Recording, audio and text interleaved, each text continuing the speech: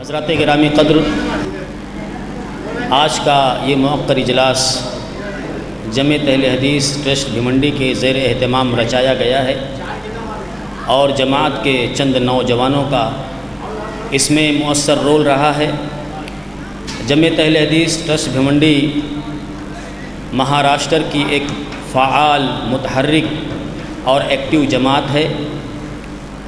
تعلیم، دعوت و تبلیغ، رفاہ، امداد، تعمیر مساجد، ان تمام شعبوں میں الحمدللہ جمعیت کے خدمات کا سلسلہ دراز ہے اور تائیدم الحمدللہ ان تمام شعبوں میں جمعیت اہل حدیث سرگرم عمل ہے۔ حضرات گرامی قدر، ماہ رمضان کی آمد ہے، ایمان کی باد بہاری چلنے کو ہے اور اعمال صالحہ کی فصل لہلہانے والی ہے۔ اور ایسے وقت میں جب کہ ہلال رمضان طلوع ہونے والا ہو، ایمان والوں کے دلوں کی کیفیت عجیب و غریب ہوتی ہے۔ وہ رمضان کی عبادتوں کے لیے بڑے پرجوش اور پرعزم ہوتے ہیں، لہذا ضرورت تھی کہ ایک موقع ایسا پیدا کیا جائے جس میں رمضان کے فضائل کو بیان کر کے ایمان والوں کے دلوں کو گرم کیا جائے اور اس عظیم الشان مہینے کے مسائل اور احکام بیان کر کے ان کے لیے اس عظیم الشان مہینے میں جو کچھ بھی دین کے اور اسلام کے تقاضے ہیں اس کی ادائیگی ان کے لیے آسان بنائی جائے۔ جمعیت اہل حدیث نے اس ضرورت کو محسوس کیا اور یہ موقر اجلاس آج جمعیت کے تحریک پر الحمدللہ یقینی بنا۔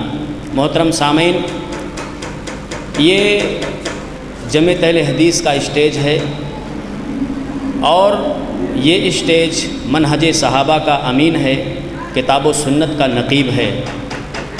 اس اسٹیج کی خصوصیت یہ ہے کہ یہاں سے صرف اللہ و رسول کی بات عوام الناس کے قلوب و اذہان تک پہنچائی جاتی ہے۔ آپ کو یہاں سیاست کے گلیاروں کی باتیں سننے کو نہیں ملیں گی، آپ کو یہاں ضیاف اور موضوعات کا چلن بھی دکھائی نہیں دے گا اور قصے اور من گھڑت واقعات کے ذریعے ایمان والوں کے ایمان کو اپیل کرنے کا ہنر بھی آپ کو یہاں دیکھنے کو نہیں ملے گا۔ یہ وہ اسٹیج ہے جہاں سے کتاب و سنت کے پیغام کو مستند حوالوں سے مزین کر کے عوام الناس تک پہنچایا جاتا ہے اور انشاءاللہ الرحمن یہی چیز آپ کو یہاں دیکھنے کو ملے گی۔ محترم سامعین، ہماری آپ سے گزارش یہ ہے کہ آپ نے اس عظیم الشان اجلاس کے لیے اپنا جو وقت مختص کیا ہے اس میں آپ اپنی توجہ، اپنا التفات، اپنا وقت، اپنا میلان اس اسٹیج کو دیں۔ یہ اسٹیج انشاءاللہ الرحمن آپ کو دولت ایمان سے مالا مال کرے گا، آپ کے دامن مراد کو یہ گراں قدر نصیحتوں سے بھر دے گا۔ حضرات گرامی قدر، میں زیادہ وقت تمہید میں اس اجلاس کا نہیں لینا چاہتا، بلکہ میری کوشش یہ ہوگی کہ ہمارے فاضل مقرر زیادہ سے زیادہ وقتوں میں ہم کو اپنے علم و مطالعہ سے مستفید کریں۔ میں بلا تاخیر اپنے مہمان فاضل مقرر فضیلۃ الشیخ ابو زید ضمیر حفظہ اللہ، جو پونے سے چل کر سفر کی صعوبتیں اٹھا کر یہاں ہمارے بیچ تشریف لائے ہیں، میں ان سے باادب گزارش کروں گا کہ آپ تشریف لائیں۔ آپ ایک بلند پایہ اور وسیع المطالعہ مقرر ہیں اور ہم میں بہت سے لوگ ہیں جنہوں نے اس سے پہلے آپ کو بالمشافہ سنا ہے، لیکن ان میں کثیر تعداد ایسے لوگوں کی ہوگی جو آپ کے دروس اور بیانات کی سیریز سے متعارف ہیں۔ میں شیخ سے گزارش کروں گا کہ آپ تشریف لائیں اور رمضان کے فضائل و مسائل اس موضوع پر اپنے علم و مطالعہ سے سامعین کو شاد کام کریں۔ شیخ ابو زید ضمیر حفظہ اللہ۔ ان الحمد لله نحمده ونستعينه ونستغفره ونعوذ بالله من شرور انفسنا ومن سيئات اعمالنا، من يهده الله فلا مضل له ومن يضلل فلا هادي له، واشهد ان لا اله الا الله وحده لا شريك له، واشهد ان محمدا عبده ورسوله، اما بعد فان خير الحديث كتاب الله وخير الهدي هدي محمد صلى الله عليه وسلم وشر الأمور محدثاتها وكل محدثة بدعة وكل بدعة ضلالة وكل ضلالة في النار. قال النبي صلى الله عليه وسلم رغم أنف رجل دخل عليه رمضان ثم انسلخ قبل أن يغفر له. اللہ تعالیٰ کی نعمتوں میں سے ایک یہ بھی نعمت ہے کہ اللہ تعالیٰ نے انسان کو اپنی نجات اور اپنی کامیابی کے لیے مواقع عطا فرمائے ہیں. ایک انسان کو آخرت کی کامیابی، آخرت کی فلاح، آخرت کی سعادت کے لیے موقع دینا، یہ بھی اللہ تعالیٰ کے انعامات میں سے، اس کے احسانات میں سے ایک بہت بڑا احسان ہے. اور اللہ تعالیٰ کی طرف سے بندے کے اعمال کی قبولیت کا دروازہ ہر وقت کھلا رہتا ہے. اسی طرح سے بندہ جب چاہے اللہ تعالیٰ کی طرف رجوع اور توبہ کر سکتا ہے. جب بھی بندہ اللہ کی طرف بڑھتا ہے اللہ تعالیٰ اس کی طرف بڑھتا ہے. لیکن کچھ اوقات اللہ تعالیٰ نے بندے کے لیے خاص ایسے رکھے ہیں کہ جس میں اللہ تعالیٰ کی طرف سے قبولیت اور بندے کے لیے توفیق بڑھ جاتی ہے. اس کے لیے اللہ کا قرب حاصل کرنا اور آسان کر دیا جاتا ہے. اس کی تھوڑی سی کوشش اس کے لیے زیادہ فائدہ مند ثابت ہوتی ہے. اس کے اعمال پر اللہ کی طرف سے ثواب اور اللہ تعالیٰ کی طرف سے قبولیت بڑھ جاتی ہے. انہی اوقات میں سے، انہی مواسم میں سے ایک رمضان کا مہینہ بھی ہے. اس مہینے کو اللہ کے نبی صلی اللہ علیہ وسلم نے شہر الصبر کہا ہے. یہ صبر کا مہینہ ہے، اس اعتبار سے کہ اس مہینے میں بندے کو اس خصوصی صفت کی تربیت دی جاتی ہے جو آخرت میں جنت میں داخلے کے لیے ایک لازمی شرط ہے. جزاء بما صبرتم فنعم عقبی الدار. فرشتے جنتیوں کو جب خوشخبری دیں گے جنت میں جانے کے بعد تو ان سے کہیں گے جزاء بما صبرتم، یہ جو جنت ہے یہ بدلہ ہے تمہارے صبر کا. فنعم عقبی الدار، تو بعد میں ملنے والا گھر، آخرت کا گھر کتنا عمدہ ہے. تو گویا کہ مومن کی پوری زندگی صبر والی زندگی ہے، اور اس صبر کا بدلہ مومن کو، مسلمان کو آخرت میں جنت کی صورت میں ملنے والا ہے. لیکن یہ صبر کوئی آسان چیز نہیں ہے. اس کے لیے انسان کو اپنے ماحول سے لڑنا پڑتا ہے، اپنے حالات سے لڑنا پڑتا ہے، اپنے آپ کو گمراہی کی طرف جانے سے بچانا پڑتا ہے، اپنے نفس کو تھامے رہنا پڑتا ہے. اور انسان کے لیے ایک بہت مشکل چیز ہے کہ وہ اپنے نفس کو صراط مستقیم پر جمنے کے لیے پابند بنائے. اس مشکل کام کو آسان کرنے کے لیے اللہ تعالیٰ نے بندوں کے لیے اس مہینے کو ایک نعمت اور انعام کے طور پر عطا کیا ہے کہ اس مہینے میں بندہ اپنی تربیت آپ کرے اور اللہ کی توفیق سے اپنے آپ کو سال بھر اور اسی طرح سے زندگی بھر صبر کا اہتمام کرنے والے بندوں میں شامل کرے. یہ مہینہ اس لیے ہے کہ ہم کو صبر سکھائے. یہ مہینہ اس لیے دیا جاتا ہے تاکہ بندہ اس مہینے میں کھانے پینے کو چھوڑ کر اپنی نفسانی خواہشات کو کنٹرول کرنے کی عادت ڈالے. ایک مہینے کے پورے مسلسل دور اور کورس کے ذریعے سے وہ اپنے آپ کو واقعی مسلمان بنائے. اس لیے کہ اسلام کا حاصل، اسلام کے بنیادی معنی فرما برداری کے ہے. اپنی مرضیات کو، اپنی حرکات و سکنات کو، اپنی پوری زندگی کو اللہ تعالیٰ کے حکموں کے اور اس کی مرضی کے تابع کر دینا. اسی کا نام صبر ہے. صبر ایک وسیع لفظ ہے، اس کے معنی بہت وسیع ہیں. اپنے آپ کو اللہ تعالیٰ کی مرضی، اس کے احکام کا پابند بنانا، اس کا نام صبر ہے. اور رمضان کا مہینہ اسی صبر کی تربیت اور تعلیم کے لیے ہے. دیکھیے، جاننا ایک اور چیز ہوتا ہے، ماننا اور چیز ہوتا ہے، اور اپنے آپ کو اس علم کے تابع کرنا ایک اور چیز ہوتا ہے. بہت سے لوگ صبر جانتے ہیں، صبر کس کو کہتے ہیں، لیکن اس کو مانتے نہیں ہیں. بہت سارے لوگ ہیں جو اس بات کو تسلیم کرتے ہیں کہ صبر آخرت کی نجات کے لیے ضروری ہے، اور چاہتے ہیں کہ صبر کریں، چاہتے ہیں کہ اللہ کے دین پر جمیں، چاہتے ہیں کہ اپنی خواہشات کو شریعت کے تابع کریں، لیکن ان کی چاہت ان کے لیے جو چیز مطلوب ہے اس کو دلانے والی ثابت نہیں ہوتی ہے۔ وہ چاہنے کے باوجود اللہ کے حکموں کو پورا نہیں کر پاتے ہیں۔ وہ چاہتے ہیں کہ شریعت کی پابندیوں میں جئیں، لیکن بار بار ان سے گناہ ہو جاتا ہے۔ وہ چاہتے ہیں کہ آزاد زندگی نہ گزاریں، اللہ کے پابند بن کر رہیں، لیکن وہ کوشش کے باوجود ایسا نہیں کر پاتے ہیں۔ وہ اپنے آپ کو اللہ کا فرما بردار بندہ نہیں بنا پاتے ہیں۔ کتنے لوگ ہیں جو بار بار توبہ کرتے ہیں، بار بار گناہ کرتے ہیں۔ وہ اپنے اندر وہ کیپیسٹی نہیں پاتے ہیں کہ اپنے آپ کو گناہوں سے روکیں، اللہ کے حکموں پر اپنے آپ کو ڈالیں۔ اس کے لیے ضروری ہے کہ بندے کو اس کی تربیت دی جائے۔ اس تربیت کے لیے اللہ تعالیٰ نے رمضان المبارک کا مہینہ رکھا ہے کہ ایک مسلمان بندہ 30 دن لگاتار یا 29 دن لگاتار اپنی بنیادی ضرورتوں کو چھوڑے اللہ کی خاطر ایک خاص وقت کے لیے، صبح سے لے کے شام تک کھانے پینے سے رکے اور اپنی نفس کی شہوتوں سے رکے، تاکہ رکنے کا مزاج اس میں پیدا ہو، رکنے کی عادت اس کو پیدا ہو۔ اور ایک مہینہ اگر آدمی اس طرح سے کر لے، صحیح ڈھنگ سے رمضان کا مہینہ گزارے، تو یہ ایک مہینہ اس کے لیے پورے سال کی صلاحیت پیدا کر دیتا ہے، بلکہ پوری زندگی کی صلاحیت اس میں پیدا کر سکتا ہے کہ وہ اللہ کے حکموں کا پابند ہو جائے، وہ اپنے نفس کو قابو کرنے والا ہو۔ اسی لیے اس مہینے کو برباد کرنا ایک بہت ہی قیمتی موقع کو برباد کرنا ہے، اور واقعی ناکام انسان وہ ہے جو اس موقع کو برباد کرتے ہیں۔ یہ مہینہ مغفرت کا مہینہ ہے۔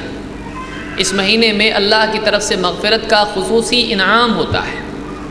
اسی لیے اللہ کے نبی صلی اللہ علیہ وسلم نے فرمایا، رغم انف رجل، اس آدمی کی ناک خاک آلود ہو، یعنی وہ آدمی ناکام ہو گیا۔ کون آدمی ناکام ہو گیا؟ دخل علیہ رمضان ثم انسلخ قبل ان یغفر له، کہ اس پر رمضان کا مہینہ آیا، لیکن رمضان کا مہینہ یوں ہی نکل گیا اور اس کی مغفرت اس کے باوجود نہیں ہو پائی۔ رمضان کا مہینہ آیا اور گیا، لیکن اس کے باوجود وہ اپنی مغفرت نہیں کروا سکا۔ اس کے لیے مغفرت کا دروازہ کھلا تھا، اس کے لیے اعمال و توبہ کے ذریعے سے، اپنی اصلاح کے ذریعے سے، اللہ کے آگے گڑ گڑانے کے ذریعے سے وہ اپنی مغفرت کروا سکتا تھا۔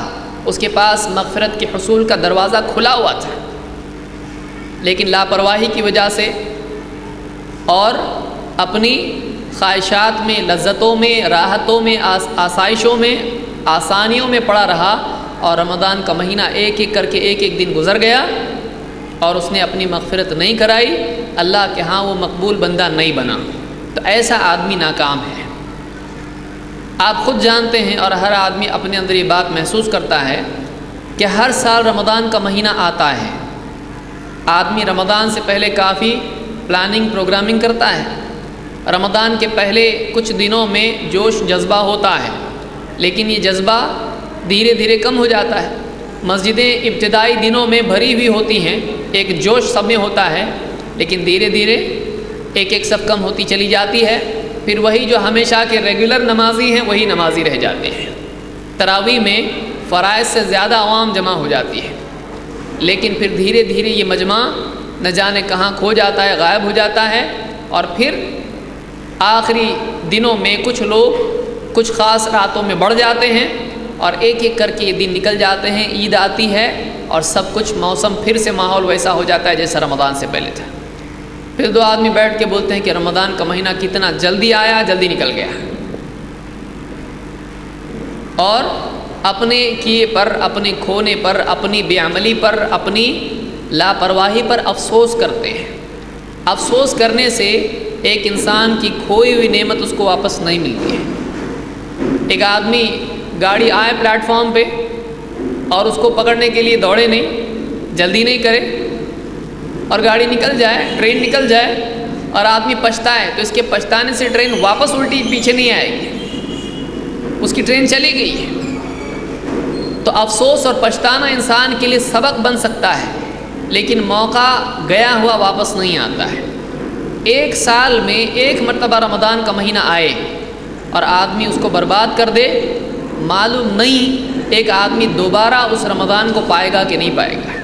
کتنے لوگ ہیں جو پچھلے رمضان میں تھے لیکن آج وہ نہیں ہیں، کتنے لوگ ہیں جو پچھلے رمضان میں تھے، انہوں نے نمازیں پڑھی، دعائیں کی، عبادات کی، سب کچھ کیا، آج وہ نہیں ہیں۔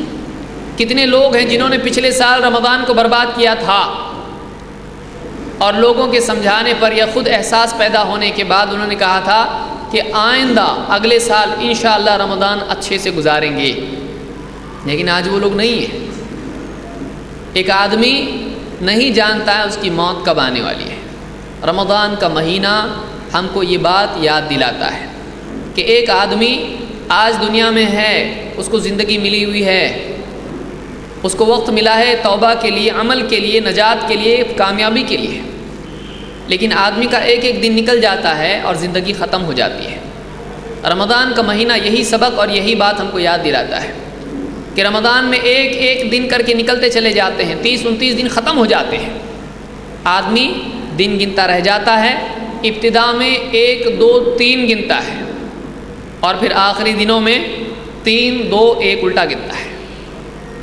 لوگ کیسا گنتے ہیں؟ شروعات میں کہتے ہیں 1 روزہ ہو گیا، 2 ہو گیا، 3 ہو گیا، لیکن پھر ایک وقت آتا ہے کہ لوگ کہتے ہیں 3 روزے رہ گئے، 2 روزے رہ گئے، 1 روزہ رہ گیا۔ ہم گنتی گننے میں اپنے رمضان کو برباد کر دیتے ہیں۔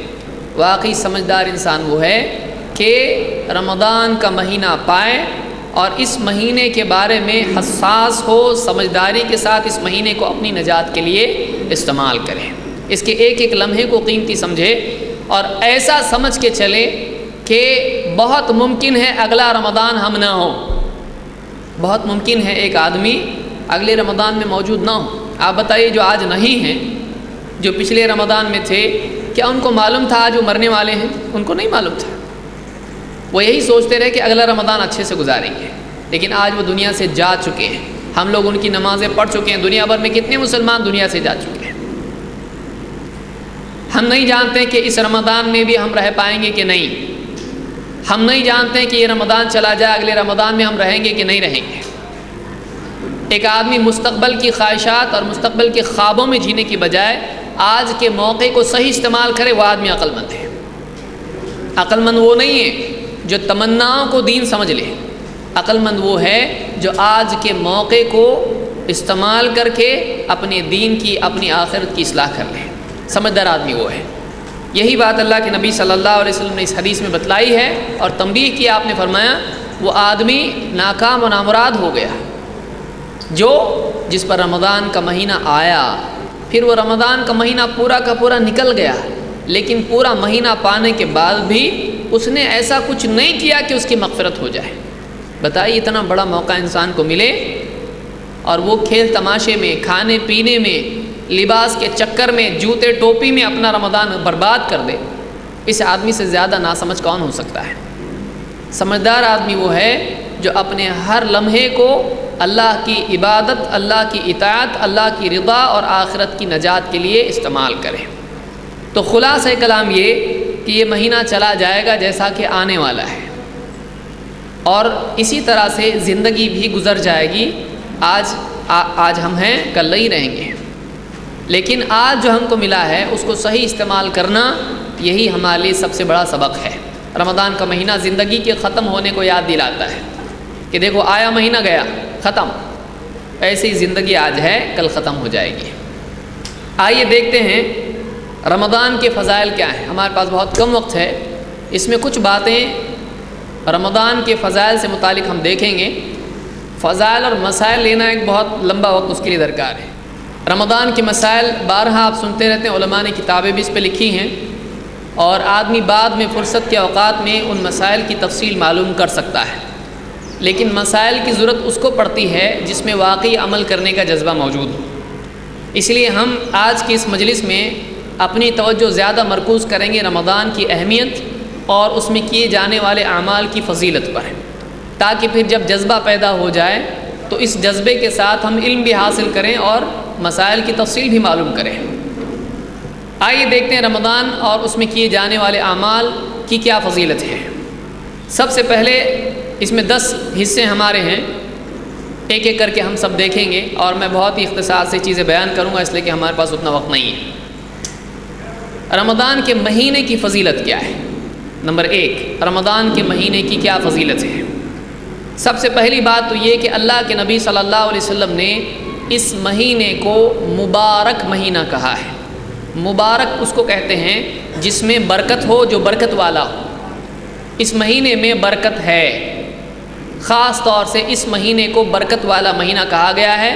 کسی اور مہینے کو برکت والا مہینہ کسی حدیث وغیرہ میں ہم نے نہیں پڑھا۔ اللہ کے نبی صلی اللہ علیہ وسلم فرماتے ہیں اتاکم رمضان شہر مبارک، تمہارے پاس رمضان کا مہینہ آیا ہے جو کہ ایک بڑا مبارک مہینہ ہے، برکتوں والا مہینہ ہے۔ تو یہ برکتوں والا مہینہ جس کو خود اللہ کے نبی صلی اللہ علیہ وسلم نے مبارک مہینہ کہا۔ آپ دیکھیں اعمال کے اعتبار سے اس مہینے میں برکت ہو جاتی ہے، اور آپ خود دیکھتے ہیں مسلمانوں کی گنتی کے اعتبار سے بھی مسجدوں میں برکت ہو جاتی ہے۔ تو ہر اعتبار سے اس میں خیر کی برکت ہوتی ہے، زیادتی ہوتی ہے۔ اس حدیث کو امام احمد، نسائی اور امام البیہقی نے شعب الایمان میں ذکر کیا، اور یہ حدیث صحیح ہے۔ اسی طرح سے یہ وہ مہینہ ہے جس کو اللہ تعالیٰ نے قرآن کریم کے نزول کے لیے، قرآن نازل کرنے کے لیے چنا۔ سارے سال کے مہینوں میں سے اگر اللہ تعالیٰ نے قرآن نازل کرنے کے لیے کسی مہینے کو چنا تو یہی مبارک مہینہ ہے۔ ایک برکتوں والی کتاب ایک برکت والے مہینے میں اللہ نے نازل کی ہے۔ اللہ تعالیٰ قرآن کریم میں فرماتا ہے شہر رمضان الذی انزل فیہ القرآن، رمضان وہ مہینہ ہے جس میں قرآن نازل کیا گیا، ھدی للناس، جو لوگوں کے لیے ہدایت ہے۔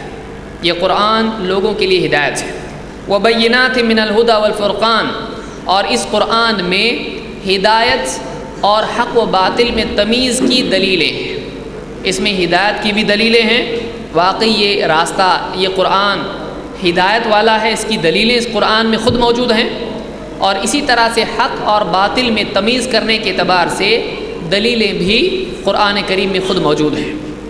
تو اللہ تعالیٰ نے قرآن کریم کے نزول کے لیے، انزال کے لیے رمضان کا مہینہ چنا، جو خود اس مہینے کی عظمت کی کافی دلیل ہے۔ اسی طرح سے رمضان کا مہینہ مسلمانوں کے لیے گناہوں کے کفارہ اور ان کی معافی کا مہینہ ہے۔ اللہ کے نبی صلی اللہ علیہ وسلم فرماتے ہیں الصلوات الخمس، 5 نمازیں، والجمعۃ الی الجمعہ، اور ایک جمعہ دوسرے جمعہ تک، ورمضان الی رمضان، اور ایک رمضان دوسرے رمضان تک، مکفرات ما بینہن اذا اجتنب الکبائر، 5 نمازیں اور ایک جمعہ دوسرے جمعہ تک، اور ایک رمضان دوسرے رمضان تک گناہوں کے لیے مٹانے والا ہے، ان کے لیے کفارہ ہے، ان کی معافی اور مٹانے کا ذریعہ ہے۔ کب؟ جب آدمی کبیرہ گناہوں سے بچتا رہے۔ تو معلوم ہوا کہ جو کچھ غلطیاں، بھول چوک اور جو بھی اعمال کی کوتاہیاں، جو بھی لاپرواہی ہم سے ہوتی ہے، اور چھوٹی چھوٹی غلطیاں جو ہم سے ہوتی رہتی ہیں، رمضان کا مہینہ ایک رمضان سے دوسرے رمضان تک ان سب گناہوں کی بخشش کا ذریعہ ہے۔ رمضان کا مہینہ گناہوں کے کفارے کا مہینہ ہے، اس کو ضائع نہیں کرنا چاہیے۔ اس حدیث کو امام مسلم نے روایت کیا ہے، اور آپ دیکھیں گے کہ بہت سارے لوگ ہیں جن کے لیے رمضان کا مہینہ کفارے کا مہینہ نہیں بنتا ہے، بلکہ مزید ناشکری کا مہینہ بنتا ہے۔ وہ شکر کی بجائے کفر کا، کفران نعمت کا مہینہ بن جاتا ہے، کہ وہ کھیل تماشے میں، فلموں میں، وقت بربادی میں اور اسی طرح سے غلط کاموں میں اپنے رمضان کو برباد کرتے ہیں۔ کتنے افسوس کی بات ہوگی کہ ایسا وقت اللہ کی طرف سے بندے کو دیا جائے جس میں اس کی مغفرت ہو سکتی تھی، لیکن وہ مغفرت کی بجائے گناہوں میں اس مہینے کو برباد کرے۔ ایسا مہینہ، ایسا وقت جو مغفرت اور نجات کے لیے دیا گیا ہو، اس کو اپنی بربادی اور مزید گناہوں میں استعمال کیا جائے، اس سے بڑی ناقدری اس مہینے کی کیا ہو سکتی ہے۔ رمضان کے فضائل میں سے یہ بھی ہے کہ اس مہینے میں سرکش شیاطین قید کر دیے جاتے ہیں۔ سارے شیاطین تو نہیں، لیکن جو سرکش شیاطین ہوتے ہیں، بہت ہی برے قسم کے شیاطین ہوتے ہیں، ایسے شیاطین قید کر دیے جاتے ہیں۔ اللہ کے نبی صلی اللہ علیہ وسلم ایک حدیث میں فرماتے ہیں اذا کان اول لیلۃ من رمضان، جب رمضان کی پہلی رات ہوتی ہے، صفدت الشیاطین مردۃ الجن، اس رات میں، اس مہینے میں شیاطین اور ان میں سے مردۃ الجن، سرکش جنات قید کر دیے جاتے ہیں، زنجیروں میں جکڑ دیے جاتے ہیں۔ وغلقت ابواب النار فلم یفتح منها باب، جہنم کے دروازے بند کر دیے جاتے ہیں اور ایک بھی دروازہ اس کا کھلا نہیں رکھا جاتا ہے۔ وفتحت ابواب الجنان فلم یغلق منها باب، اور جنت کے دروازے کھول دیے جاتے ہیں اور جنت کا ایک بھی دروازہ بند نہیں رکھا جاتا ہے۔ ونادى مناد، اور پکارنے والا اللہ کی طرف سے پکار لگاتا ہے، یا باغی الخیر اقبل ویا باغی الشر اقصر، اے خیر کے چاہنے والے آگے بڑھ، اے خیر کی طلب رکھنے والے، اے بھلائی چاہنے والے آگے بڑھ، ویا باغی الشر اقصر، اے برائی کا ارادہ رکھنے والے رک جا، برائی کا ارادہ رکھنے والے، گناہوں کا ارادہ کرنے والے باز آ جا، اپنی برائیوں کو چھوڑ دے۔ وَلِلَّهِ عُتَقَاءُ مِنَ النَّارِ، آپ فرماتے ہیں وَلِلَّهِ عُتَقَاءُ مِنَ النَّارِ، اللہ تعالیٰ اس رات میں اور آنے والی راتوں میں کئی ایسے لوگ جو جہنمی تھے ان کو جہنم سے آزاد کر دیتا ہے، ان کی نیکیوں کی وجہ سے، ان کی اللہ کی طرف آہوزاری کی وجہ سے، ان کے اللہ کے نزدیک مقبول ثابت ہونے کی وجہ سے، تو اللہ کئی بندوں کو جہنم سے آزادی عطا فرماتا ہے۔ اس حدیث کو امام ترمذی، ابن ماجہ، ابن حبان، حاکم اور بہقی نے الکبریٰ میں روایت کیا ہے۔ تو اس حدیث سے معلوم ہوتا ہے کہ اللہ تعالیٰ نے اس مہینے کو ایسا بنایا کہ خصوصی دشمن، ان الشیطان لکم عدو فاتخذوہ عدوا، شیطان تمہارا دشمن ہے، تم اس کو اپنا دشمن ہی بنائے رکھو۔ اس مہینے میں بندے کی سعادت کے دروازے کھول دیے جاتے ہیں، اسی اعتبار سے شیطان کے لیے دروازے بند کر دیے جاتے ہیں، شیاطین کو قید کر دیا جاتا ہے۔ تو اللہ کی طرف سے اتنا بڑا انتظام بندے کے لیے اگر ہے تو بندے کے لیے بھی چاہیے کہ وہ اللہ تعالیٰ کی طاعت کا التزام کرے، اللہ کی فرما برداری کا اہتمام کرے۔ یہ کی طرف سے تو اتنے سارے انتظامات ہو لیکن بندہ ناشکری اور ناقدری کر کے اس مہینے کو برباد کر دے، ایسا نہیں ہونا چاہیے۔ اس مہینے کے سلسلے میں سخت بات یہ بھی ہے کہ اللہ کے نبی صلی اللہ علیہ وسلم کی طرف سے ایسے آدمی کی بد دعا پر آمین ہے جو رمضان کو برباد کرے۔ کعب ابن عجرہ رضی اللہ عنہ فرماتے ہیں قال رسول اللہ صلی اللہ علیہ وسلم احضروا المنبر، ممبر کے قریب حاضر ہو جاؤ، ایک مرتبہ آپ نے کہا، سب صحابہ سے کہا ممبر کے قریب آ جاؤ۔ فحضرنا، صحابی کہتے تو ہم ممبر کے پاس آئے۔ فلما ارتقى درجة قال آمین، جب آپ ممبر کے ایک درجے پر، سیڑھی پر آپ نے قدم رکھا، آپ نے آمین کہا۔ فلما ارتقى الدرجة الثانية قال آمین، جب دوسرے درجے پر آپ نے قدم رکھا تو بھی آپ نے آمین کہا۔ فلما ارتقى الدرجة الثالثة قال آمین، جب تیسرے درجے پر آپ نے قدم رکھا آپ نے آمین کہا، 3 مرتبہ آپ نے آمین کہا۔ فلما نزل قلنا یا رسول اللہ لقد سمعنا منك اليوم شيئا ما كنا نسمعه، صحابہ نے کہا اللہ کے رسول آج آپ کی زبان سے ہم نے وہ کلمات سنے، وہ طریقہ دیکھا جو اس سے پہلے کبھی ہم نے سنا نہیں تھا کہ آپ ممبر پر چڑھتے وقت آمین کہیں، ہم نے اس سے پہلے کبھی نہیں سنا ایسا۔ قال ان جبریل علیہ الصلاۃ والسلام عرض لی، آپ نے فرمایا میرے پاس جبریل علیہ الصلاۃ والسلام آئے۔ فقال بعدا لمن ادرک رمضان فلم یغفر له، جبریل نے کہا اس آدمی کے لیے دوری ہو، یعنی اللہ کی رحمت سے دور ہو جائے، وہ آدمی بد دعا کر رہے ہیں، وہ آدمی اللہ کی رحمت سے دور ہو جائے جو رمضان کا مہینہ پائے لیکن اس کے باوجود اس کی مغفرت نہ ہو، یعنی وہ ایسا کچھ نہ کرے کہ مغفرت ہو۔ قلت آمین، میں نے اس پر آمین کہا۔ فلما رقیت الثانیہ قال بعدا لمن ذکرت عنده فلم يصلی علیک، جب میں نے دوسری سیڑھی پر قدم رکھا تو جبریل نے کہا دوری ہو اس آدمی کے لیے جس کے سامنے آپ کا نام، آپ کا تذکرہ آئے لیکن وہ آپ پر صلاۃ درود نہ پڑھے۔ قلت آمین، میں نے اس پر آمین کہا۔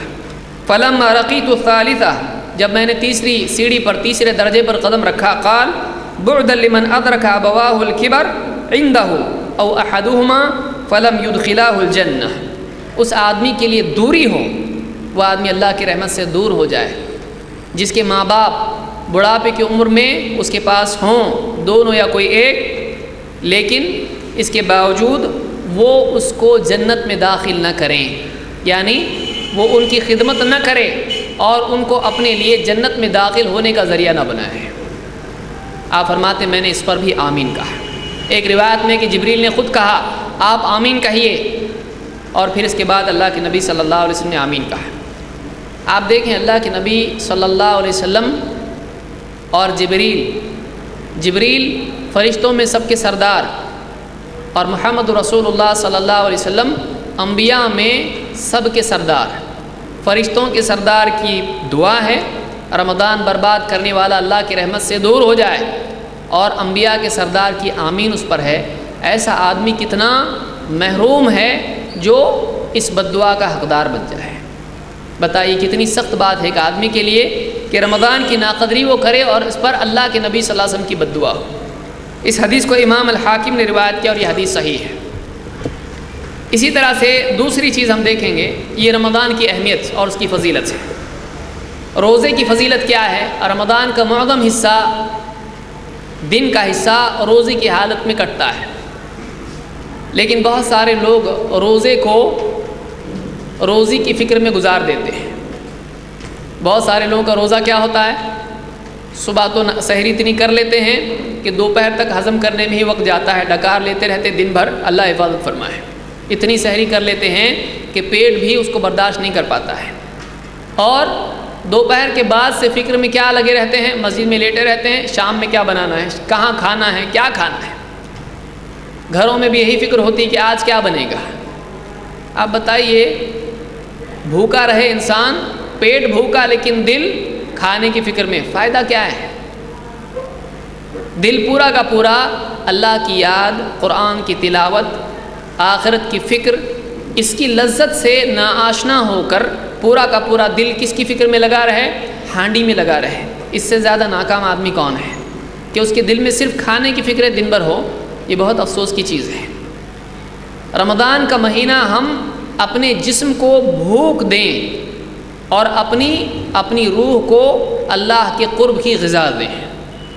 واقعی کامیاب انسان وہ ہے کہ جو اس بھوک کو اپنے نفس کی اصلاح کا ذریعہ بنائے، نہ یہ کہ بھوکا رہے لیکن نفس دن بھر شام کے کھانے کی لذت کی طلب میں گزار دے۔ آپ نے کیا کیا؟ وہی کیا۔ اور بہت سارے لوگ سحری میں اتنا کھا لیتے ہیں کہ افطار کی ضرورت نہیں ہوتی ہے، اور افطار میں اتنا کھا لیتے ہیں کہ سحری کی ضرورت نہیں ہوتی ہے، لیکن کوئی ٹائم چھوڑتے نہیں ہیں، نہ افطار چھوڑتے ہیں نہ سحری چھوڑتے ہیں۔ اللہ کے نبی صلی اللہ علیہ وسلم نے روزے کے فضائل میں فرمایا من صام رمضان ایمانا واحتسابا غفر له ما تقدم من ذنبه، جو رمضان کے روزے رکھے ایمان اور احتساب کے ساتھ، صرف روزے رکھے یعنی بھوک ہڑتال کی طرح نہ ہو، بھوک ہی نہ ہو اس کا روزہ، بلکہ کیا ہو؟ ایمان اور احتساب کے ساتھ اس کا روزہ ہو، دو صفتیں ہونا چاہیے۔ تو کیا ہوگا؟ غفر له ما تقدم من ذنبه، اس کے پچھلے سارے گناہوں کی مغفرت ہو جائے گی، اس کے پچھلے سارے گناہوں کی مغفرت ہو جائے گی۔ کب؟ ایمانا واحتسابا۔ امام الخطابی اور دوسرے علماء نے اس کے بارے میں کہا یہ دو چیزیں کیا ہیں؟ ایمان یہ ہے کہ اللہ پر یقین، اجر کے یقین، اور اسی طرح سے زبردستی کا روزہ نہ رکھے بلکہ اس کی فرضیت پر ایمان رکھتے ہوئے روزہ رکھے، اس کی فرضیت پر ایمان رکھے، اس کو شریعت مانتے ہوئے کرے، یوں ہی نہ کرے مصیبت سمجھ کر کہ سب رکھ رہے ہیں، اگر نہیں رکھوں گا تو نام خراب ہوگا، گھر کے سب روزہ دار ہیں، گھر میں کچھ پکنے والا نہیں ہے تو پھر کیا روزہ رکھ لو اچھا ہے، ایسا نہیں ہو، بلکہ کیا ہو؟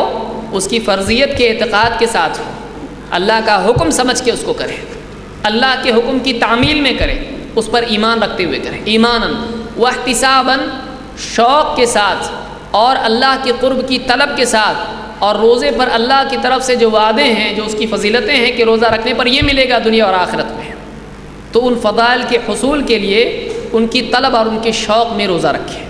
تو ایمان اور احتساب کے ساتھ میں جو بھی روزہ رکھے گا، اللہ کے نبی صلی اللہ علیہ وسلم فرماتے ہیں اس کے پچھلے سارے گناہوں کی مغفرت ہو جائے گی۔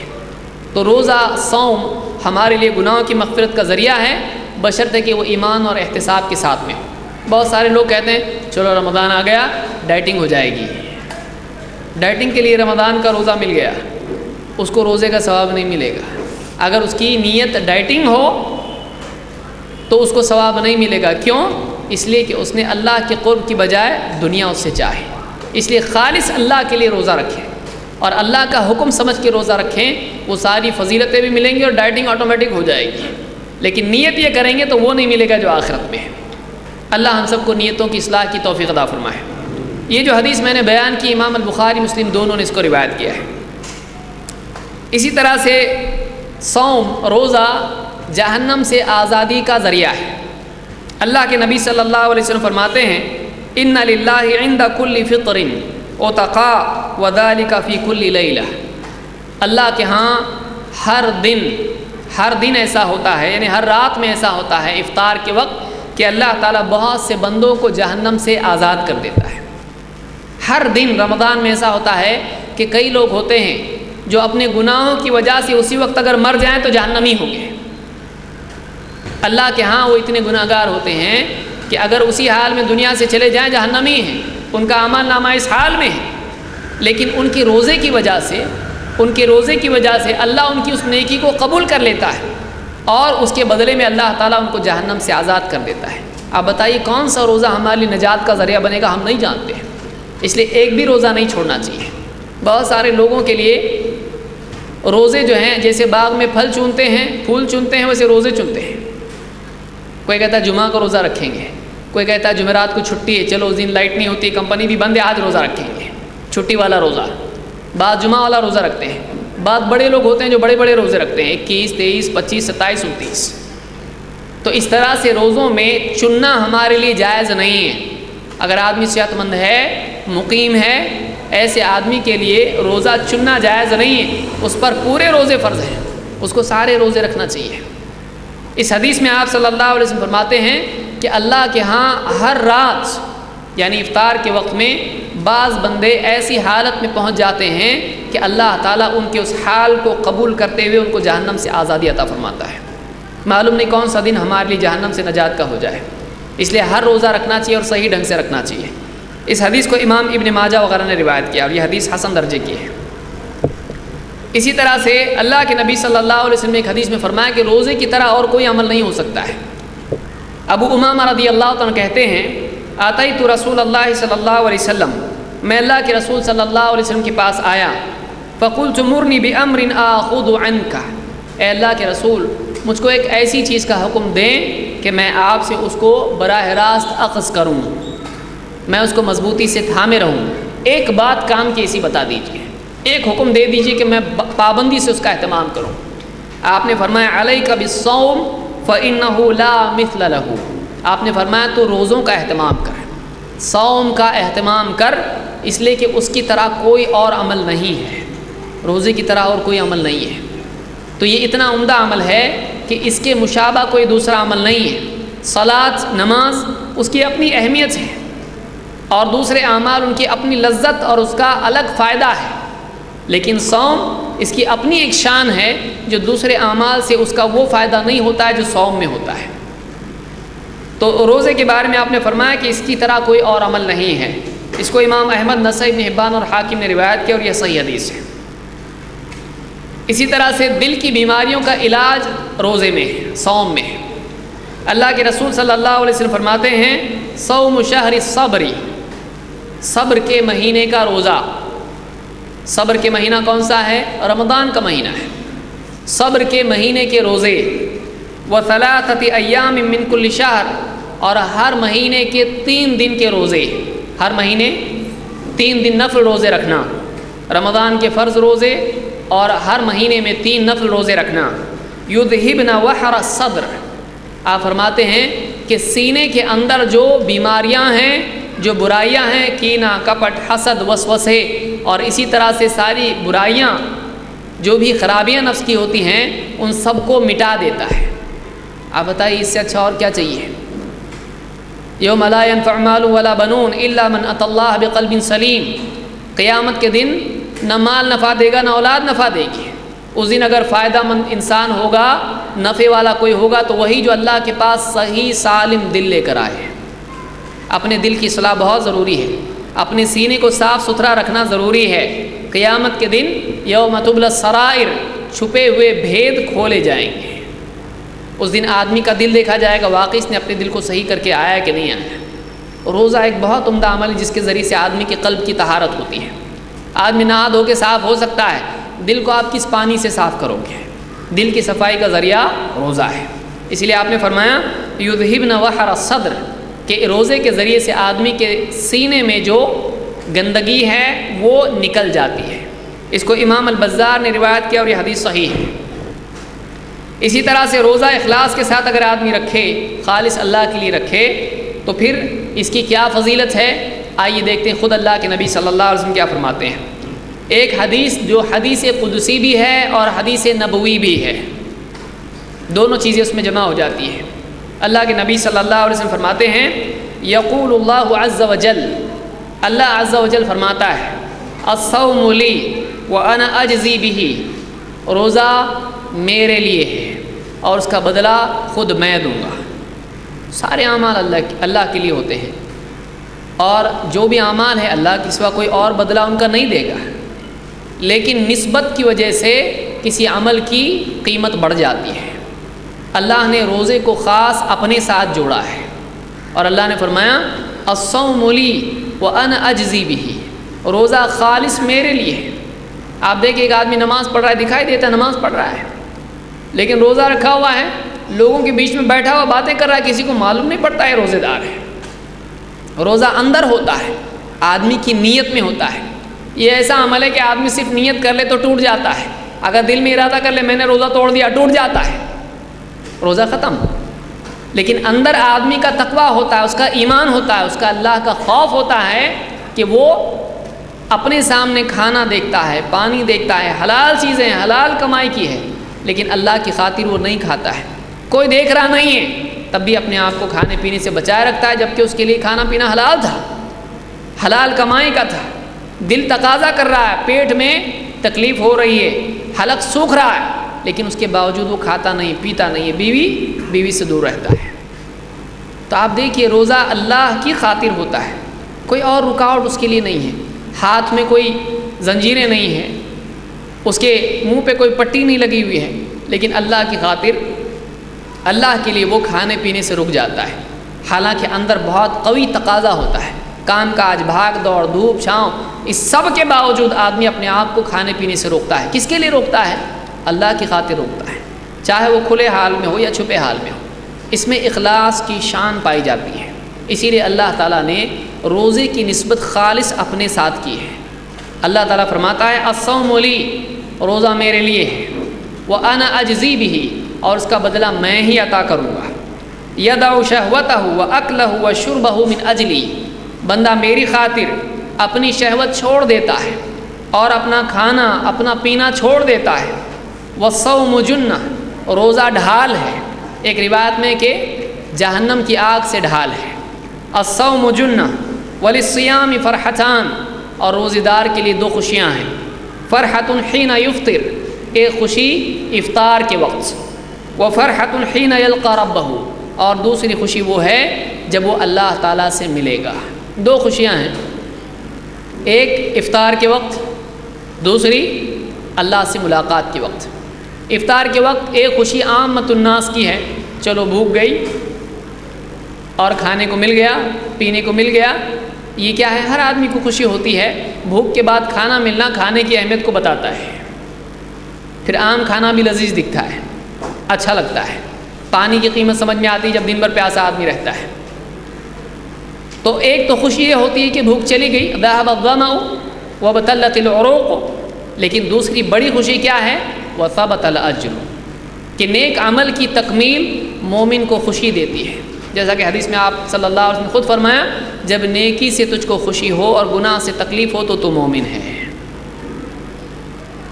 تو یہاں پر اس حدیث میں آپ دیکھیں، تفصیل کا موقع نہیں ہے، اس حدیث میں اللہ کے نبی صلی اللہ علیہ وسلم نے ان دونوں خوشیوں کو جمع کیا۔ ایک تو عام خوشی ہے ذهب الظمأ وابتلت العروق، بھوک پیاس کے جانے کی خوشی، غذا کی لذت۔ نمبر 2 وثبت الاجر، اور اجر کا ثابت ہو جانا، اور اللہ کی طرف سے عمل کا قبول ہونا، اور اللہ کی طاعت کی تکمیل، یہ خود خوشی ہوتی ہے کہ عمل پورا ہو گیا، چلو آج ایک روزہ ہو گیا، اللہ کا حکم ہم نے پورا کیا۔ تو یہ جو خوشی دنیا میں ہوتی ہے، لیکن یہ عمل کی خوشی ہے۔ اصل خوشی آخرت میں ہوگی جب اللہ تعالیٰ اس عمل پر اپنی طرف سے جزا عطا کرے گا۔ کیا عطا کرے گا یہ اللہ ہی جانتا ہے۔ اسی لیے اللہ کے نبی صلی اللہ علیہ وسلم فرمایا کہ وَلِلصَّائِمِ فَرْحَتَانِ فَرْحَةٌ حِينَ يُفْطِرُ وَفَرْحَةٌ حِينَ يَلْقَى رَبَّهُ، ایک خوشی افطار کے وقت، دوسری تب جب اللہ تعالیٰ سے اپنے رب سے بندہ ملے گا۔ وَلَخَلُوفُ فَمِ الصَّائِمِ أَطْيَبُ عِندَ اللَّهِ مِن رِيحِ الْمِسْكِ، اور روزے دار کے منہ کی بدبو اللہ کے نزدیک مشک کی خوشبو سے زیادہ عمدہ ہوتی ہے، اللہ کے نزدیک اس کی بہت زیادہ قدر ہوتی ہے۔ کیوں؟ اس لیے کہ اللہ کی رضا کی وجہ سے، اللہ کی رضا کی طلب میں اور آخرت کے اجر کی طلب میں بھوکے رہنے کی وجہ سے اس کے منہ میں بدبو پیدا ہوئی ہے۔ تو طاعت کی وجہ سے بدبو اگرچہ ہے، لیکن اس کا ذریعہ کیا ہے؟ کیوں بدبو پیدا ہوئی منہ میں؟ اللہ کے حکم کے پورا کرنے میں۔ تو اللہ کے حکم کی وجہ سے پراگندگی اللہ کو پسند ہے، تکلیف کی وجہ سے اللہ کی خاطر تکلیف ہے۔ حاجی آپ دیکھیں، بکھرے بال ہیں اور لباس کیسا ہے، دھول میں ہٹا ہوا ہے، لیکن اللہ کو بہت پسند ہوتا ہے وہ بندہ۔ کیوں؟ کس وجہ سے ایسا ہوا ہے؟ یہ اللہ کی خاطر ہوا ہے، اللہ کی خاطر یہ حال اس کا ہوا ہے۔ تو اس کے اندر اگر بظاہر عیب پیدا ہو جائے دنیاوی اعتبار سے، اللہ کو وہ عیب بھی اچھا لگتا ہے۔ اللہ کی وجہ سے، بھوک کی وجہ سے اس کے منہ میں جو بدبو پیدا ہوئی ہے، اس کی قدر اللہ کے نزدیک اتنی ہے کہ وہ اللہ کو مشک سے بھی زیادہ عمدہ میں اللہ تعالیٰ کو لگتا ہے۔ اللہ کے نزدیک وہ عمدہ ہے، مشک سے زیادہ عمدہ ہے، اس کی خوشبو سے زیادہ اچھا ہے۔ اس حدیث کو امام البخاری اور مسلم دونوں نے روایت کیا ہے۔ اسی طرح سے جنتی جب جنت میں جائیں گے تو ایک خاص دروازہ جنت میں جس سے صرف روزے دار داخل ہوں گے، وہ لوگ جن کی زندگی میں نمایاں عمل روزہ تھا، وہ فرائض کے ساتھ ساتھ نفل روزوں کا اہتمام کرتے تھے اور فرض روزوں کو عمدہ ترین طریقے سے ادا کرتے تھے۔ اللہ کے نبی صلی اللہ علیہ وسلم فرماتے ہیں ان فی الجنت بابا یقال له الریان، جنت میں ایک دروازہ ہے جس کا نام الریان ہے، یدخل منہ الصائمون یوم القیامہ، قیامت کے دن روزے دار اس دروازے سے داخل ہوں گے۔ یہاں اسی لیے علماء نے کہا ان فی الجنہ ہے، ان للجنہ نہیں ہے، جنت میں ایک دروازہ ہے۔ یدخل منہ الصائمون یوم القیامہ، قیامت کے دن روزے دار اس دروازے سے داخل ہوں گے۔ لا يدخل منہ احد غیرہم، ان کے سوا اس دروازے سے کوئی اور داخل نہیں ہوگا۔ یقال این الصائمون فیقومون، اعلان کیا جائے گا روزے دار کہاں ہیں، صائمون کہاں ہیں، یہ لوگ کھڑے ہوں گے۔ اور آپ فرماتے لا يدخل منہ احد غیرہم، اور ان کے سوا کوئی اور اس دروازے سے، الریان نام کا ایک دروازہ ہے، اس سے کوئی اور داخل نہیں ہوگا۔ یہ ان کی عزت کے طور پر ہوگا، وہ ایک اسپیشل ڈور ہوگا، ایک خصوصی دروازہ ہوگا جو اکراماً ان کے لیے ہوگا، تاکہ دوسری مخلوق پر واضح ہو کہ یہ صبر والے سچے بندے ہیں جنہوں نے اپنی زندگی کو روزے کے لیے خاص کیا تھا اور ان کا خاص عمل روزہ تھا۔ آپ فرماتے ہیں فَإِذَا دَخَلُوا، جب یہ لوگ اس دروازے سے جنت میں داخل ہو جائیں گے، اغلقا، وہ دروازہ بند کر دیا جائے گا، فَلَمْ يَدْخُلْ مِنْهُ أَحَدٌ، ان کے بعد کوئی بھی اس دروازے سے داخل نہیں ہو پائے گا۔ تو یہاں پر یہ بخاری مسلم کی حدیث ہے، اس میں اللہ کے نبی صلی اللہ علیہ وسلم نے بتلایا کہ روزے داروں کے لیے ان کے اکرام میں جنت میں ایک خصوصی دروازہ ہے جس کا نام الریان ہے۔ یہ ان کے شرف کے لیے ہوگا تاکہ مخلوق پر ان کا شرف ظاہر ہو اور خود ان کو عزت اور اکرام کے ساتھ یعنی اس دروازے سے داخل کیا جائے۔ 3، قیام رمضان کی کیا فضیلت ہے؟ رمضان میں جو تراویح پڑھی جاتی جس کو قیام رمضان کہا جاتا ہے۔ بعض لوگ تہجد اور تراویح میں فرق کرتے ہیں، کوئی فرق کتاب و سنت میں نہیں ہے، دونوں بھی تہجد اور تراویح دونوں ایک ہیں، جس کا نام احادیث میں قیام رمضان آیا ہے۔ اس کی کیا فضیلت ہے؟ اس کے اہتمام کی کیا فضیلت ہے؟ عمر ابن مرہ الجہنی رضی اللہ عنہ فرماتے ہیں جاء رسول اللہ صلی اللہ علیہ وسلم رجل من قضاع سے اس قبیلے کا ایک آدمی، ایک صحابی اللہ کے نبی صلی اللہ علیہ وسلم کے پاس آئے. فقال له یا رسول اللہ، اس شخص نے کہا اے اللہ کے رسول، ارأیت ان شہدت ان لا الہ الا اللہ وانک رسول اللہ، آپ کیا کہتے ہیں اگر میں اس بات کی گواہی دوں کہ اللہ کے سوا کوئی عبادت کے لائق نہیں اور آپ اللہ کے رسول ہیں، وصلیت الصلوات الخمس، اور 5 نمازوں کا اہتمام کروں، وصمت الشہر، اور پورے مہینے رمضان کے مہینے کے روزے رکھوں، وقمت رمضان، اور رمضان کا قیام کروں یعنی تراویح کا اہتمام کروں، رمضان میں عبادت کا اہتمام کروں، وآتیت الزکاۃ، اور زکوٰۃ بھی دوں، تو میرے لیے کیا ہے، اس کی کیا فضیلت ہے؟ آپ نے جواب دیا، فقال النبی صلی اللہ علیہ وسلم من مات علی ھذا کان من الصدیقین والشہداء، جو آدمی ان اعمال پر مرے، انہی اعمال کے اہتمام کے ساتھ دنیا سے جائے، وہ آدمی قیامت کے دن صدیقین اور شہداء میں سے ہوگا.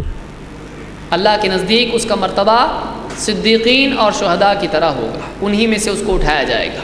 اتنی بڑی فضیلت ہے ان اعمال کی، اور جن میں سے ایک عمل کیا ہے؟ قیام رمضان بھی ہے. بہت سارے لوگ نفل ہی تو ہے 4 دن کرتے ہیں، اس کے بعد چھٹی ہو جاتی ہے، پھر آرام میں اور بہت ساری خرافات میں لگ جاتے ہیں، بہت لاپرواہی کرتے ہیں تراویح کے سلسلے میں. علماء سے سنتے ہیں کہ زیادہ لازم تو ہے نہیں، فرض تو ہے نہیں، بس ہمارے نزدیک کوئی چیز اگر فرض نہ ہو تو وہ چیز چھوڑنے کی ہوتی ہے. ایسا نہیں ہونا چاہیے. آپ بتائیے، ہم مال کماتے ہیں، جتنا کھانا ہے اتنا ہی نہیں کماتے، جتنا پہننا ہے اتنا نہیں کماتے، بلکہ سوچتے نہیں کل بھی تو کام آئے گا، کل کے لیے بھی کرنا ہے. 10 سال کا سٹاک جمع کر کے رکھتے ہیں مال و دولت کا، لیکن اعمال کے اعتبار سے ہم فرائض پر اکتفا کرتے ہیں اور نوافل کے بارے میں لاپرواہی کرتے ہیں.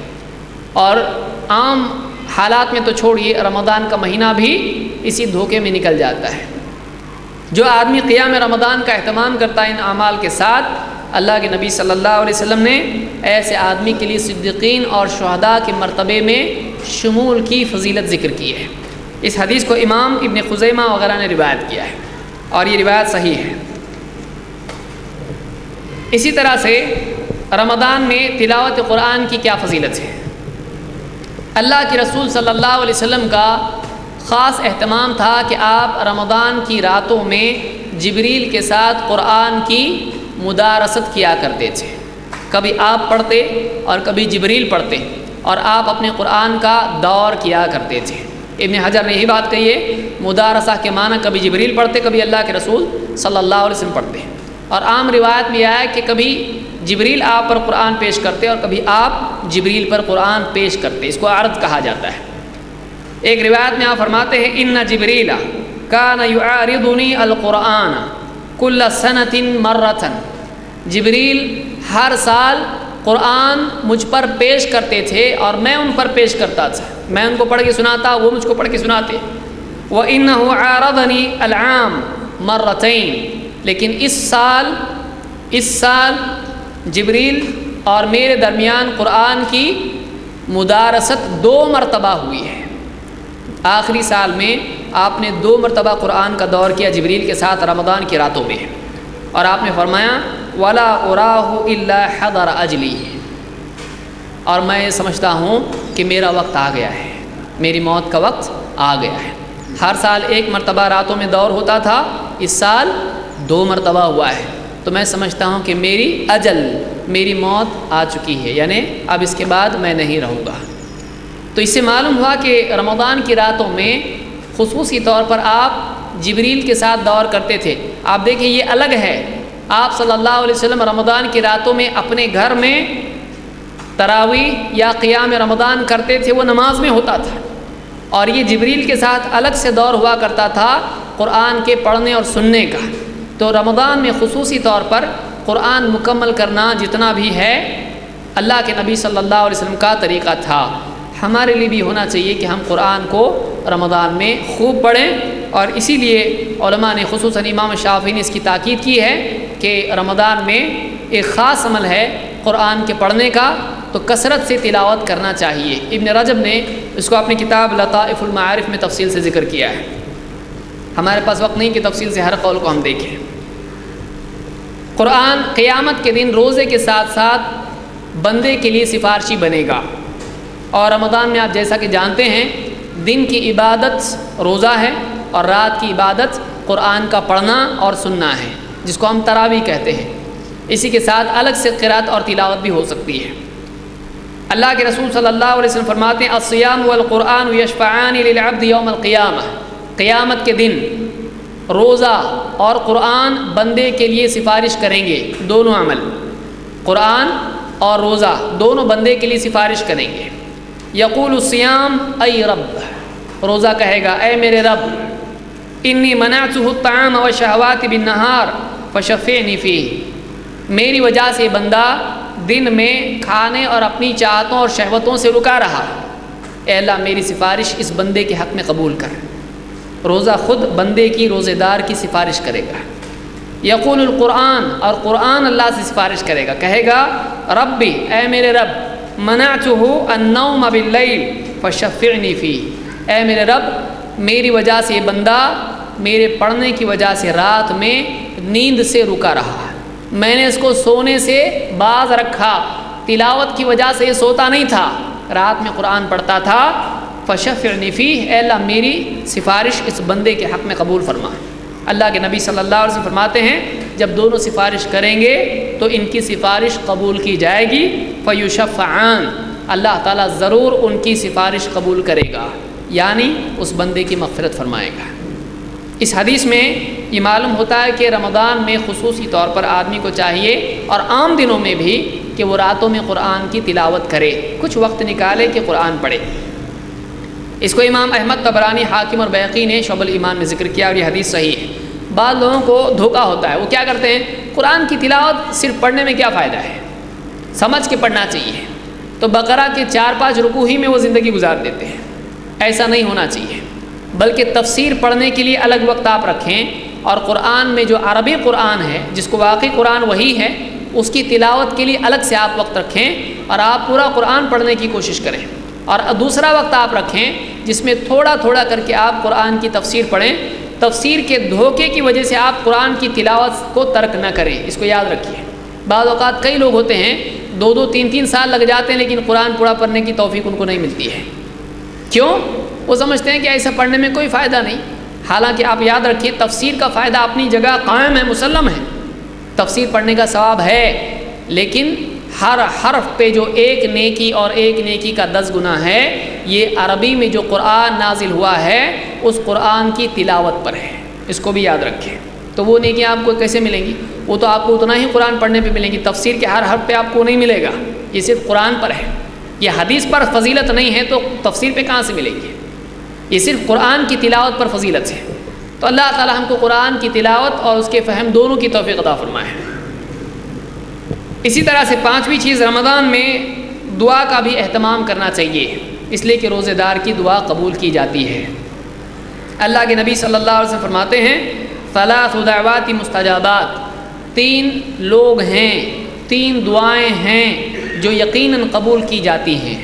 3 دعوات مستجابات، 3 دعائیں قبول ہوتی ہی ہیں۔ دعوت الصائم، روزے دار کی دعا، و دعوت المظلوم، مظلوم کی دعا، ایسا آدمی جس پر کسی نے ظلم کیا ہو پھر وہ دعا کرے اللہ اس مظلوم کی دعا کو ضرور قبول کرتا ہے۔ و دعوت المسافر، اور مسافر کی دعا، تو اللہ تعالیٰ مسافر کی دعا بھی قبول فرماتا ہے۔ تو 3 لوگ ہیں جن کی دعا قبول کی جاتی ہے، روزے دار، مظلوم اور مسافر۔ اس کو امام البیہقی نے شعب الایمان میں روایت کیا ہے۔ اور آپ غور کریں کہ اللہ تعالیٰ نے جہاں قرآن کریم میں صوم کا، روزے کا حکم دیا ہے، وہیں پر اللہ تعالیٰ نے انہی آیات کے بعد ایک اور آیت نازل کی جس میں دعا کا اہتمام کا اشارہ ملتا ہے۔ اللہ تعالیٰ نے روزے کی آیات نازل کی تو اسی کے بعد آیت کیا ہے؟ وَإِذَا سَأَلَكَ عِبَادِي عَنِّي فَإِنِّي قَرِيبٌ أُجِيبُ دَعْوَةَ الدَّاعِ إِذَا دَعَانِ، اے نبی جب میرے بندے آپ سے میرے بارے میں پوچھیں تو آپ کہیے کہ میں تو قریب ہوں۔ فَإِنِّي قَرِيبٌ أُجِيبُ دَعْوَةَ الدَّاعِ إِذَا دَعَانِ، میں پکارنے والے کی دعا کو قبول کرتا ہوں جب بھی وہ مجھ کو پکارتا ہے، جب بھی وہ مجھ سے دعا کرتا ہے۔ تو معلوم ہوا کہ روزے اور دعا کا ایک خاص تعلق ہے جو اشارتاً بھی ان آیات میں ملتا ہے اور صراحتاً واضح الفاظ میں حدیث میں ہم کو یہ ملتا ہے۔ تو یہ فضیلت ہے رمضان میں دعا کی، اس لیے کہ روزے دار کی دعا قبول کی جاتی ہے۔ نمبر 6، رمضان کے اعمال میں سے ایک عمل اعتکاف ہے۔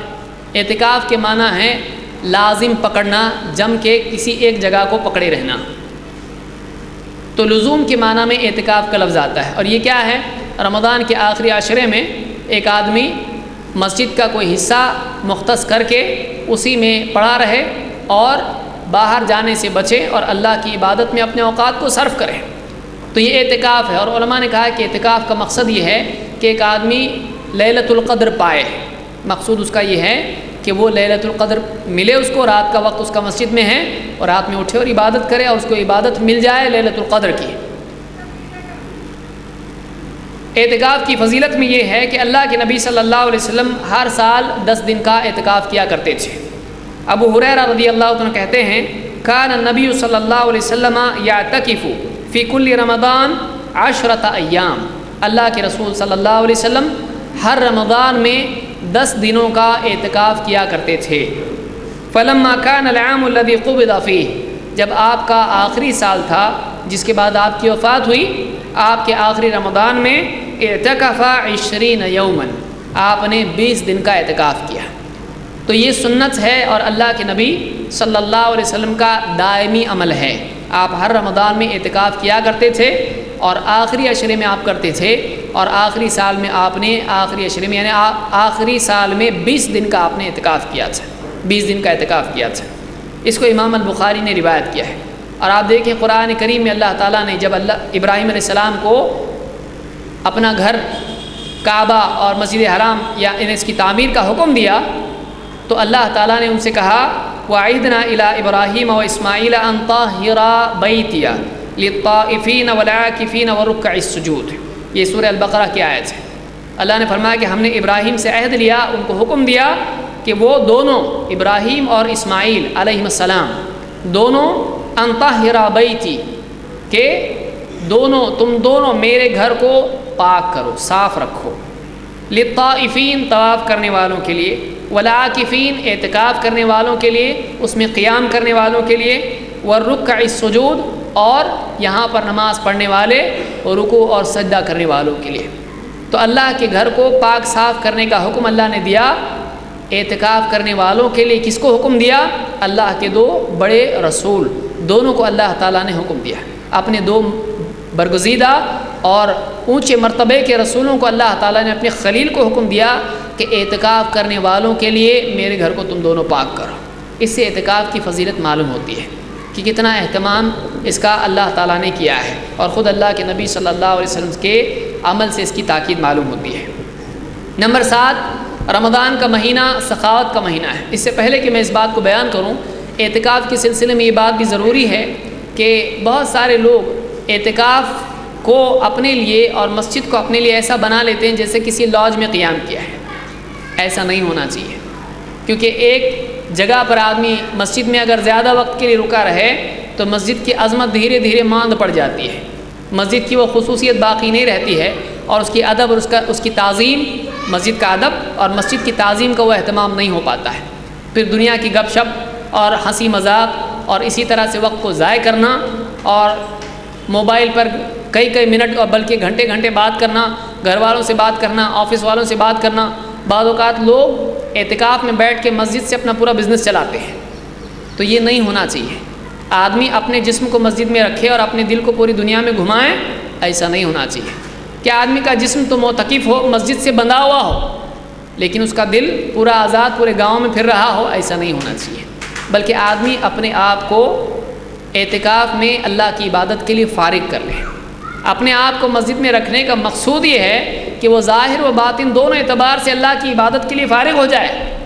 یہ نہیں کہ اپنے آپ کو مسجد میں پھنسا دے اور مسجد میں بیٹھ کے سارے کام نپٹائے، ایسا نہیں ہونا چاہیے۔ چھوٹی موٹی بات ہو تو آدمی کے لیے ٹھیک ہے، لیکن پورا وقت اسی میں کھپا دینا یہ مناسب نہیں ہے۔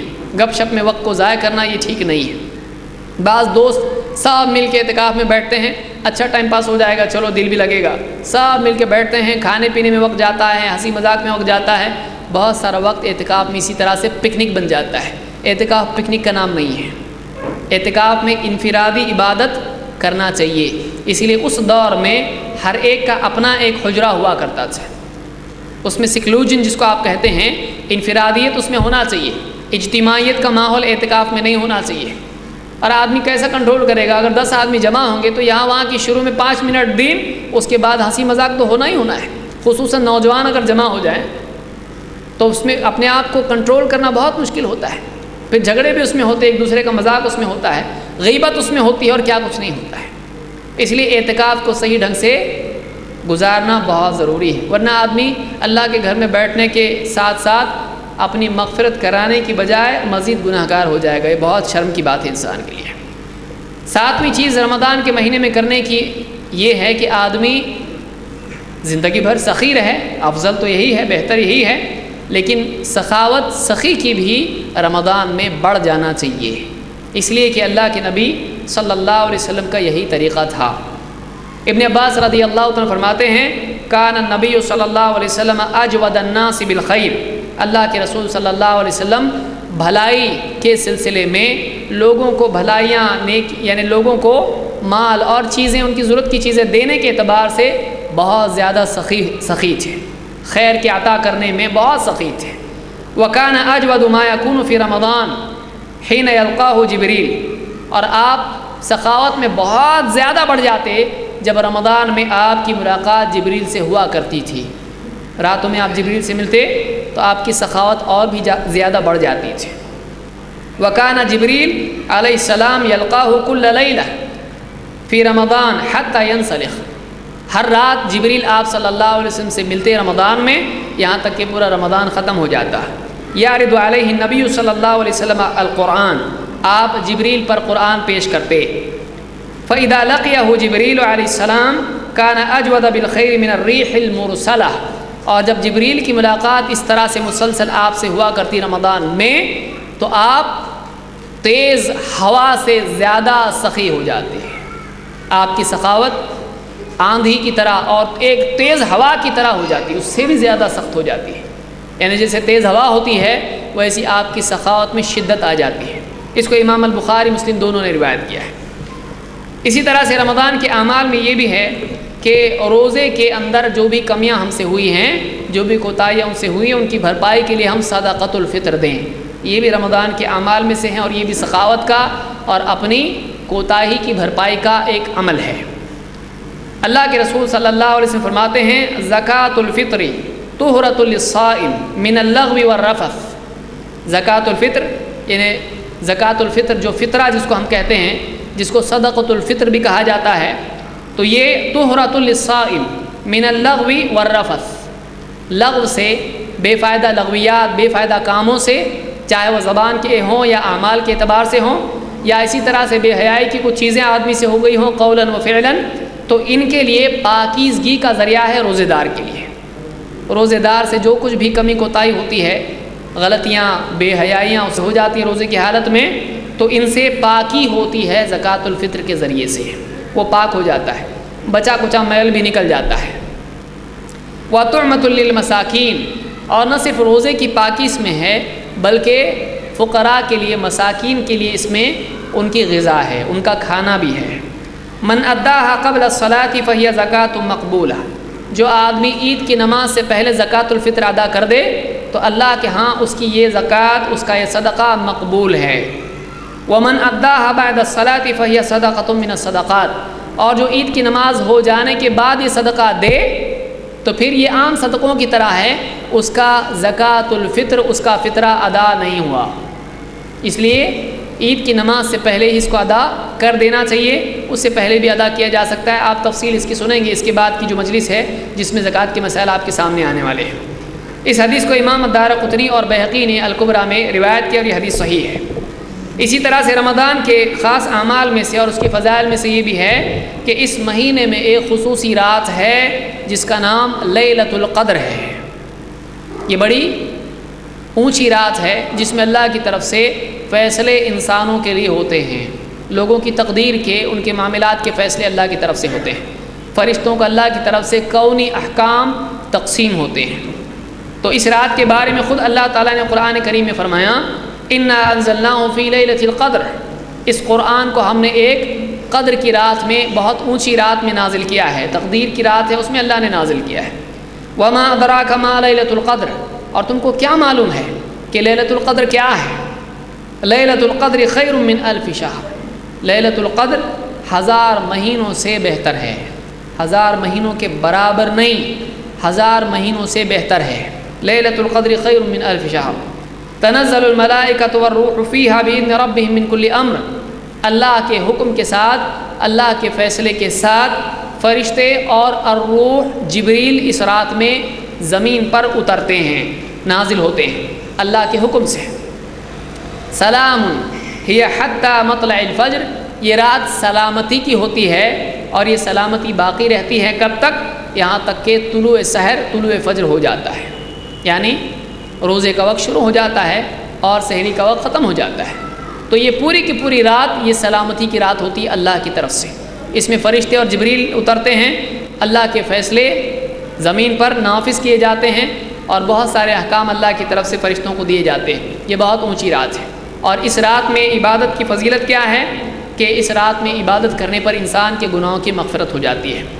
اللہ کے نبی صلی اللہ علیہ وسلم کی ایک حدیث ہے، انس بن مالک رضی اللہ عنہ فرماتے ہیں دخل رمضان، رمضان کا مہینہ آیا، فقال رسول اللہ صلی اللہ علیہ وسلم، تو اللہ کے رسول صلی اللہ علیہ وسلم نے فرمایا ان هذا الشهر قد حضرکم، دیکھو یہ مہینہ آیا ہے، یہ رمضان کا مہینہ ہے جو تمہارے پاس ہے، تم رمضان کے مہینے میں داخل ہو چکے ہو۔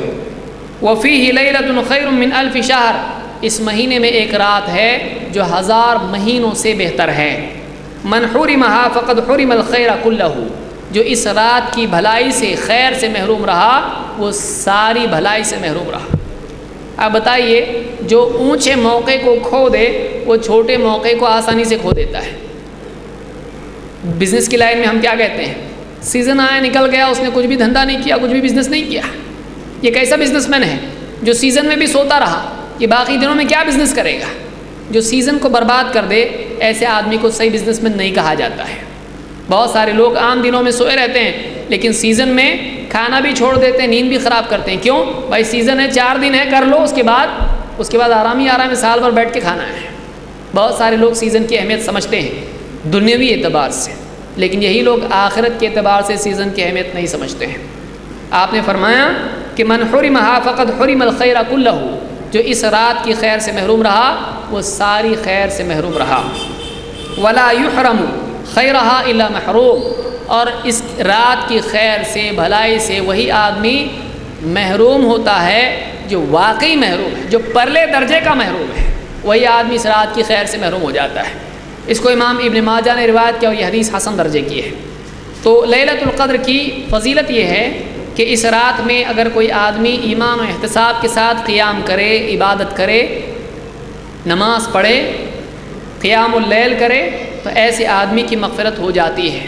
بخاری مسلم کی ایک حدیث میں آپ فرماتے ہیں من قام لیلۃ القدر ایمانا واحتسابا غفر له ما تقدم من ذنبه، جو لیلۃ القدر میں ایمان اور احتساب کے ساتھ عبادت کرے، قیام کرے، اس کے پچھلے سارے گناہوں کی مغفرت ہو جاتی ہے۔ یہ بخاری مسلم کی حدیث ہے۔ نمبر 10، رمضان کے مہینے میں ایک اور عمل ہے جس کی فضیلت بہت زیادہ ہے۔ اللہ کے نبی صلی اللہ علیہ وسلم فرماتے ہیں، ام سنان رضی اللہ تعالیٰ عنہ ایک صحابیہ ہیں، ان سے صلی اللہ علیہ وسلم نے فرمایا فَإِذَا كَانَ رَمَضَانُ اعْتَمِرِي فِيهِ، جب رمضان کا مہینہ آئے تو تم اس میں عمرہ کرو۔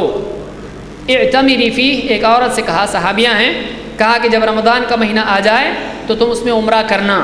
فَإِنَّ عُمْرَةً فِي رَمَضَانَ حَجَّةٌ، اس لیے کہ رمضان کے مہینے میں عمرہ کرنے کا ثواب حج کی طرح ہے۔ رمضان کے مہینے میں عمرہ کرنے کا ثواب حج کی طرح ہے۔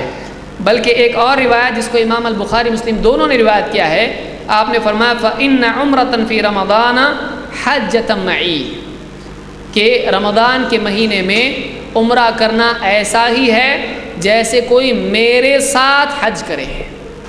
تو یہ بہت بڑی فضیلت ہے، اللہ تعالیٰ ہم سب کو اس کی توفیق عطا فرمائے۔ اس حدیث کو امام البخاری مسلم دونوں نے روایت کیا ہے۔ تو یہ کل ملا کے 10 باتیں تھیں جو رمضان کے فضائل سے متعلق تھیں۔ عمل کرنے والے کے لیے ایک فضیلت بھی کافی ہے۔ ایک آدمی جو کرنا چاہتا ہے اس کو فضیلت نہ بھی بتائی جائے تو وہ کرتا ہے۔ آپ بتائیے کون آ کے ہم کو صبح سویرے بتاتا ہے چلو اٹھو کام پہ جانا ہے آپ کو، اس کی یہ فضیلت ہے۔ برابر آدمی الارم اس کو اٹھاتا ہے، اٹھتا ہے سیدھا بھاگتا ہے کام پہ، سیدھا آفس کی طرف دوڑتا ہے، گرتے پڑتے ٹرین ملی نہیں ملی بس سے اس سے کیسا تو بھی پہنچ جاتا ہے جا کے۔ کون سی فضیلت اس کو کون بتاتا ہے؟ کوئی نہیں بتاتا ہے، لیکن آپ دیکھیے لوگ برابر عمل کرتے ہیں۔ لیکن رمضان کا مہینہ آتا ہے، رمضان سے پہلے علماء خطباء ممبروں پر چیخ چیخ کے کہتے ہیں، رمضان کا مہینہ چیخنے میں گزر جاتا ہے، لیکن بہت سارے لوگ ٹس سے مس نہیں ہوتے ہیں، وہ ہمالیہ پہاڑ کی طرح اپنی جگہ پر چپ چاپ کھڑے رہتے ہیں، مہینہ آگے نکل جاتا ہے، بے عملی عمل میں تبدیل نہیں ہوتی ہے۔ اللہ تعالی ہم سب کو جاگنے کی توفیق عطا فرمائے اور اپنی نجات کی طرف بھاگنے کی توفیق عطا فرمائے۔ اللہ تعالیٰ قرآن و سنت کا علم حاصل کرنے اور اس کے مطابق عمل کرنے کی ہم سب کو توفیق عطا فرمائے۔ اقول قولی ھذا واستغفر اللہ لی ولکم۔